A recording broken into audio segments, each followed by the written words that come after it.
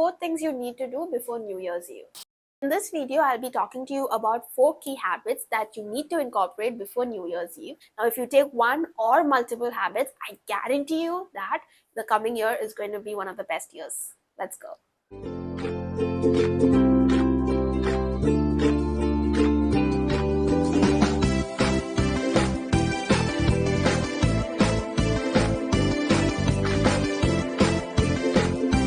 Hello guys, welcome back to my channel and thank you so much for coming back. So in today's video, I've categorized 4 habits into 3 different ways. The first 2 is something that you have to do more frequently. The second and the third habit is something that you have to do on a half-yearly basis. 1. Doing quarterly goals instead of annual goals. Now, a lot of us make annual goals and halfway through, maybe 1 month down the New Year's or probably 6 months down, we just feel exhausted because these goals doesn't seem too realistic to achieve. So we're so used to writing annual goals, like we set up annual resolutions, but probably 1 month down the lane or probably 6 months down the lane, we get exhausted, we feel like it's too unrealistic, and we give up on all the goals. Probably it is like starting a YouTube channel or writing a book or learning a specific kind of painting, how to do it. What you should be doing ideally is breaking down your huge goals into different milestones, so these won't be very humongous in front of us and we won't feel scared or exhausted seeing these goals. But at the same time, we can achieve our goals at the end of the year if we just make it into smaller milestones. And while you're setting quarterly goals, make sure you also do weekly or bi-weekly check-in just to see how close you are to achieving your quarterly goal. And not your annual goal, make sure how close you are to reaching your quarterly goals. Okay? 2. Multitasking. Now, this is a very common term that we hear people use and we also use around casually. And you and I both know that we cannot multitask 2 focus things at the same time. And even if we do, one is going to be affected by the other. For instance, we cannot listen to an audiobook and also reply to our emails.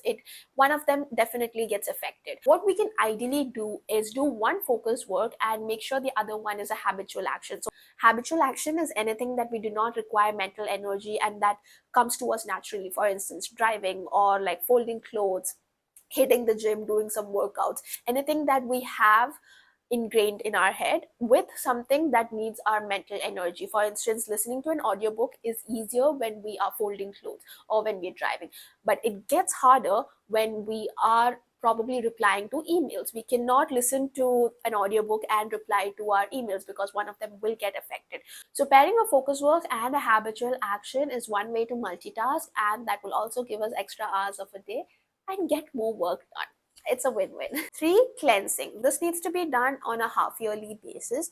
You need to do a digital cleanse, so that is basically unfollowing people that doesn't add value to your life, unfollowing things that gives negative energy, and unsubscribing from newsletters, emails, and just deleting apps that you no longer need or you no longer use that's just using up a lot of your space. 2. Space cleanse. You need to go into your wardrobe and take out everything that you no longer feel excited to wear, anything that doesn't fit you, anything that you feel is good but you are not attracted to it anymore.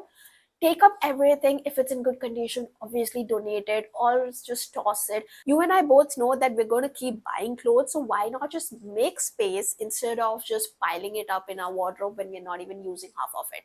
3. Mental and physical cleanse. Reflect and create a vision on how you want the coming months to be. So for instance, if you have the old habits of probably going to the gym but you do not enjoy it anymore, say goodbye to gym and probably start a new physical activity that's going to keep you fit.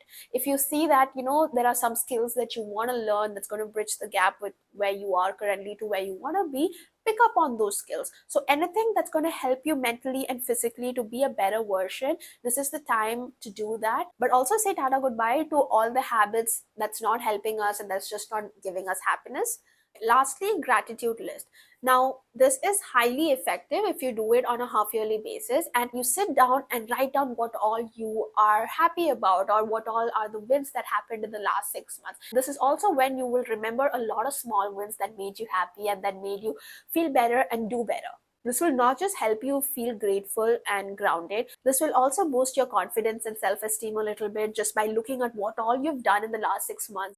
That's all for today's video. I hope you enjoyed the video, guys. Just giving you a recap, instead of annual goals, make quarterly goals and make sure you're mindfully multitasking and do a cleanse once every 6 months, digital, physical, mental, and space cleanse. And lastly, make sure that you are doing a gratitude list end of every 6 months.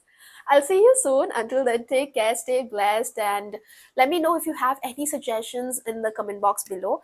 Until again, bye bye. God bless you.